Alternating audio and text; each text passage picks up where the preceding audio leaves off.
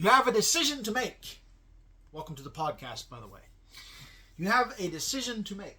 The decision is, do you eat the bugs or do you not eat the bugs? I don't want to eat the bugs. It's up to you to eat the bugs. If you decide not to eat the bugs, then they're going to attack you. They're going to call you, you're a misogynist, you're a racist, you're a bug hater, you're whatever. Right? Okay. So, the point of the podcast tonight is to talk about why superheroes will keep you broke. They keep you poor. There's a reason for this. It's dark. Hope you're ready. I'm going to ruin a few of your superhero legends, so if you don't want your superhero-ness, your childhood to fade away into the distance, you may not want to watch the podcast. But for those of you that want the truth as to why they do this, as to why you were brainwashed as a child, as to why you're probably living paycheck to paycheck today, this is why. So, the reason that they do this, the way that they do this, I'm going to ask you a few questions. You can let me know in the comments. Reason that they do this. Okay, you think superhero. What's the harm in having superhero movies? What's the harm in watching Batman? Watching Spider-Man? Who was Batman? He was an anti-hero, right? But who was he? He was a millionaire, right? He had all these problems with parents dying and depression and blah, blah, blah. Okay. Who was Iron Man? He was another anti-hero, right? He was egotistical. He was big. He was not big, but bold. He was bold. He was egotistical. He was an asshole. He was a jackass. He was rich. He didn't have any superpowers. His superpower was he was rich. Same with Batman. Batman didn't have any superpowers. Batman was rich. Let's look at Spider-Man. Spider-Man. Okay. Not really anti-hero. He was full-blown hero. Okay. Who was Spider-Man's nemesis? Who was his arch rival? It was the Green Goblin. Who was the Green Goblin? Green Goblin was rich. He was a business owner. He was an entrepreneur. He was a capitalist. He was trying to be innovative and create new things. Obviously, it backfired. He turned into an evil person. But subconsciously, what does that do to a person's mind? When they see that, okay, that's an evil person now. Okay, he's a business owner. He's rich. He was trying to take over the world. He liked capitalism, blah, blah, blah, blah, blah. Superman was poor, lived in an apartment. Parents died, raised by his aunt and uncle. He was a kid. Nobody. Let's look at another one. Another one was, what was his name? It was Lex Luthor was the bad guy. Let me know in the comments section. Lex Luthor was the bad guy. Was it Iron Man? Let's Google it. To the Google! We're going to Google this. We want to get it right. I remember Lex Luthor being the bad guy. Was it Superman? Let's look.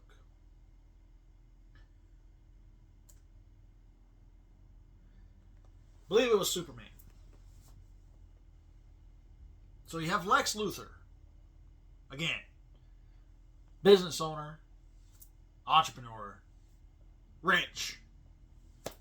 Superman wasn't rich. Superman had superpowers. Superman worked for the, newspaper company. Spider-Man worked for a newspaper company. So they were workers. They were employees. That was their undercover. Batman wasn't an employee. He was a business owner. Green Goblin wasn't an employee. He was a business owner. Lex Luthor wasn't an employee. He was a business owner. So this is why it's evil what they're doing. Subconsciously, the entire time that as a child, you were watching these movies of superheroes, and capes, and Gatling guns, and whatever. Batwing. You were getting brainwashed to think, oh, I don't want to be a businessman. I don't want to be an entrepreneur. I don't want to be a capitalist. Those people are evil. They're mean. I want to be a worker. I want to be a W-2 wagey. So that way, I don't have any chance of becoming an evil person like these evil business owners are. So that's why, subconsciously, we're fucked when we go into society, when we get to become an adult, and we have a choice to be made of, do we follow our dreams? Do we make our dreams a reality? Do we take that step into faith and say, you know what? This is what I want to do. I think I can add value to society by doing this. Do I take this step, or do I play it safe and I just build somebody else's dreams and become a wagey? Yes, I took that term from tape. So that's the choice you get to make. Now that we know this, though, now that we have this information and we have a whole different perspective on superhero movies, I challenge you. Go watch your superhero movie. Go watch your favorite superhero movie and look for the clues. Look for the clues on how they portray the anti-hero, or how they portray the hero versus the villain. The clues are there. We just weren't looking for them. But subconsciously, our mind was seeing them. So that's why we're now trying to overcome this barrier in our minds as entrepreneurs when we finally make the decision and say, you know what? The system's rigged. I can't get ahead. I'm in student loan debt up to my ass. Can't pay it back. No matter how many jobs I get, all they do is tax me even more. You cannot make it out of the matrix if you're trapped in the matrix by not being financially free. You have to be financially free. You can't do that by being a W-2 employee, working for somebody else.